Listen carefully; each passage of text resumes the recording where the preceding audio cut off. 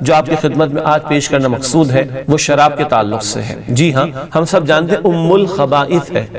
خبائث ناپاک چیزیں، ان کی بھی جڑ اور بنیاد یا ماں، اس کو ترجمہ کیا جائے گا ام الخبائث، خبائث کی ماں یعنی جڑ اور بنیاد، وہ یہ شراب ہے۔ یہی وہ شراب ہے کہ جس کے بارے میں ویسٹرن کنٹریز میں ہونے والی ریسرچ کا ایک نتیجہ یہ ہے کہ اکثر و بیشتر زنا کے جو معاملات ہوتے ہیں، اکثر سے مراد 90% پلس، اکثر و بیشتر 90% پلس معاملات جو زنا کے ہیں ان میں یا تو شراب شامل ہوتی ہے اور پھر یہ دھندے ہوتے ہیں، یا موسیقی شامل ہوتی ہے اور پھر یہ دھندے کیے جاتے ہیں۔ 90% پلس زنا کے معاملات میں یہ شراب، رقص و سرور اور یہ موسیقی، یہ گانے باجے، یہ شامل ہوا کرتے ہیں۔ اللہ کے نبی صلی اللہ علیہ وسلم کی ایک حدیث ہے بخاری شریف میں، اللہ کے نبی محترم صلی اللہ علیہ وسلم نے ارشاد فرمایا، ان قریب میری امت 4 باتوں کو حلال کر لے گی۔ ان قریب میری امت 4 باتوں کو حلال کر لے گی۔ سونے کو جو کہ امت کے مردوں کے لیے حرام ہے، ریشم کو جو کہ امت کے مردوں کے لیے حرام، پیور سلک، نمبر 3 شراب کو، اور نمبر 4 موسیقی کے آلات کو۔ یہ 4 باتیں اللہ کے نبی علیہ السلام نے فرمائی، بخاری کی روایت ہے۔ عام طور پر میڈیا پر کوٹ نہیں ہوتی، اس سے کہ وہاں پہ میوزک بھی چلتا ہے، رقص و سرور کی محفلیں بھی ہوتی ہیں، تو یہ کوٹ نہیں کی جاتی، کوٹ ہونے نہیں دی جاتی، لیکن بخاری کی حدیث ہے، اللہ کے نبی محترم صلی اللہ علیہ وسلم نے ارشاد فرمایا، ان قریب میری امت 4 باتوں کو حلال کر لے گی۔ کیا مطلب ہے اس کا؟ حرام کو حلال کیا جائے گا، حلال تو حلال ہوتا ہے۔ ان قریب میری امت 4 باتوں کو حلال کر لے گی، شراب کو، سونے کو امت کے مردوں کے لیے منع، ریشم کو، پیور سلک امت کے مردوں کے لیے منع، شراب کا ذکر میں نے کر دیا، اور آلات موسیقی کو۔ تو یہ شراب ہے جس کو حرام قرار دیا گیا اس امت کے لیے۔ چنانچہ قرآن حکیم میں تدریجاً شراب کی حرمت کے احکامات عطا ہوئے۔ بہرحال قرآن جس ماحول میں نازل ہوا وہاں گھٹی میں شراب پڑی ہوئی تھی، صبح دوپہر شام رات کی شرابیں الگ ہوا کرتی تھی۔ تدریجاً قرآن حکیم کے احکامات آئے۔ سورہ البقرہ میں پہلے ذکر آیا آیت نمبر 219 میں کہ یہ شراب میں اور جوا وغیرہ، اس میں نفع کم ہے، نقصان زیادہ ہے۔ پھر سورہ نساء آیت نمبر 43 کا حکم آیا کہ نشے کی حالت میں نماز کے قریب مت جاؤ، یہ تو تم اللہ سے دور کر دینے والی بات ہے۔ پھر سورہ مائدہ کی آیت نمبر 90 اور 91 میں آخری احکامات آئے، وہاں شراب اور جوا اور یہ فال کے تیر، چانس کی بیسس پہ کوئی فیصلے کرنا، اور بتوں کی گندگی، اس سے روکا گیا۔ 4 باتیں، شراب اور جوا، انما الخمر والمیسر والانصاب والازلام رجس من عمل الشیطان فاجتنبوه لعلکم تفلحون۔ یہ شراب اور جوا، یہ فال کے تیر، چانس کے لیے وہ چانس کی بیسس کے اوپر کچھ قرآن دازی وغیرہ کرنا، اور بتوں کی گندگی، یہ کیا ہے؟ یہ شیطان کے گندے عمل میں سے گندگی ہے۔ رجس من عمل الشیطان، شیطان کا عمل وہ تو گندا ہی ہوگا، اس میں سے بھی گندی ترین باتیں 4 ہیں۔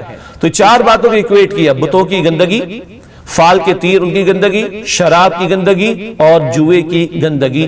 ان 4 باتوں کو کہا کہ یہ شیطان کے عمل میں سے گندی باتیں ہیں، فَاجْتَنِبُوا، ان سے باز آ جاؤ، لَعَلَّكُمْ تُفْلِحُونَ، تاکہ تم فلاح پا سکو۔ آگے کیا فرمایا کہ یہ شیطان ہے، أَن يُوقِعَ بَيْنَكُمُ الْعَدَاوَةَ وَالْبَغْضَاءَ فِي الْخَمْرِ وَالْمَيْسِرِ، یہ چاہتا ہے کہ تمہاری درمیان بغض و عداوت پیدا کر دے شراب اور جوئے کے ذریعے، اور چاہتا ہے کہ تمہیں نماز سے اور اللہ کے ذکر سے روکے، اور فَهَلْ أَنْتُمْ مُنْتَهُونَ، تم باز آتے ہو کہ نہیں باز آتے۔ یہ آخری حرمت کا حکم سورہ مائدہ آیت نمبر 90 اور 91 میں اللہ رب العالمین کی طرف سے عطا ہوا۔ یہ شراب کی حرمت کے تعلق سے قرآن حکیم کی آیات ہے۔ اللہ کے نبی محترم صلی اللہ علیہ وسلم کی کئی احادیث میں ذکر ملتا ہے۔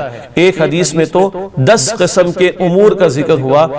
اللہ کے نبی علیہ السلام نے لعنت فرمائی ہے شراب بیچنے والے پر، بنانے والے پر، نچوڑنے والے پر، ٹرانسپورٹ کرنے والے پر، سرو کرنے والے پر، بیچنے والے پر، خریدنے والے پر، پرووائیڈ کرنے والے پر، پینے والے پر، 10 قسم کے امور کا ذکر فرما کر 10 کے 10 پر لعنت فرمائی ہے اللہ کے نبی پاک صلی اللہ تعالی علیہ وسلم نے۔ جس بات کو قرآن اس انداز سے کہے، باز آتے ہو کہ نہیں، اور صحابہ کو سمجھ آ گئی تھی، اور اس معاشرے میں جب آخری حکم آیا تو ایسے بہا دی گئی شراب، مٹکے توڑ دیے گئے، جام پھینک دیے گئے اور ایسی بہ رہی تھی. بتانے والے لکھتے ہیں اور بتاتے اور روایت کرتے ہیں کہ شاید اس دن مدینہ طیبہ کی گلیوں میں موسلا دھار بارش ہو گئی تھی. ان کو تو سمجھ آ گئی تھی. آج ہمارے ایک دانشور طبقہ ہے اور ان میں سے کچھ لوگ ہیں وہ کہتے کہ نہیں حرام تو نہیں, حرام کا لفظ اس میں نہیں آیا. بھائی ہر زبان میں کسی شے کی پروہیبیشن کے لیے, ممانعت کے لیے, اس سے روک دینے کے لیے بہت سارے اسلوب استعمال ہوتے ہیں. اور جو آیات آپ کو سنائی گئی سورہ مائدہ آیت نمبر 90 اور 91, یہ شیطان کے عمل میں سے گندی باتیں ہیں. بت پرستی بھی اور شراب ایکویٹ کیا گیا, اس کو 4 باتوں کو ایکویٹ کیا گیا.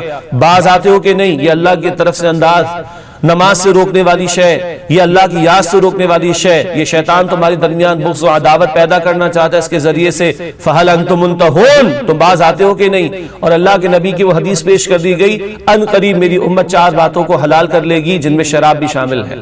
کچھ لوگ یہ کہتے ہیں کہ نہیں انسان پی سکتا ہے معاذ اللہ معاذ اللہ, جب نشہ چڑھنے لگے تو اس وقت وہ حرام ہو جاتی ہے.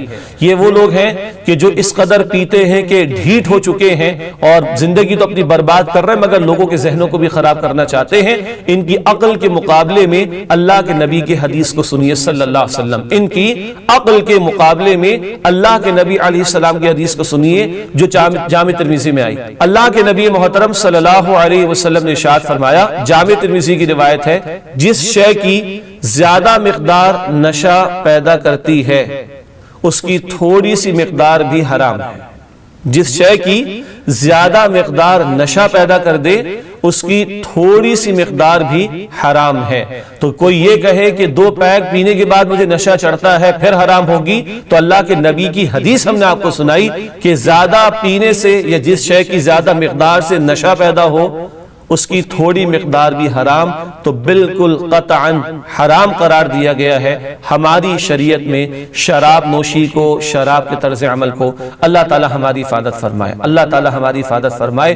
پاکستان جیسا ملک, اسلامی جمہوریہ پاکستان جسے کہا جائے, شراب خانوں کے لائسنس بھی دے دیے جاتے ہیں اور دھڑلے کے ساتھ بڑی بڑی کمپنیز کی جو دعوتیں ہوتی ہیں میں شراب پیش کر دی جاتی ہے اور اس سے آگے بڑھ کر باتیں کی جا رہی ہیں اور اس کو حلال کرنے کی باتیں کی جا رہی ہیں. تو زبان رسالت کی صداقت سامنے آتی ہے کہ اللہ کے نبی علیہ السلام 1400 برس پہلے بیان فرما گئے, ان قریب میری اس امت کے لوگ 4 باتوں کو حلال کر لیں گے جس میں شراب بھی داخل ہے. اللہ تعالیٰ میری اور آپ کی اس سے حفاظت فرمائے.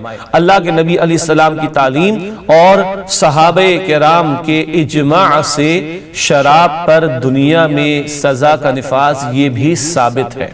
اللہ کے نبی صلی اللہ علیہ وسلم کی تعلیم کے مطابق اور صحابہ کرام رضی اللہ تعالی عنہم اجمعین کے اجماع کے مطابق شراب نوشی پر اس دنیا میں بھی سزا مقرر ہے. تفصیلات علماء کرام سے معلوم کی جا سکتی ہیں.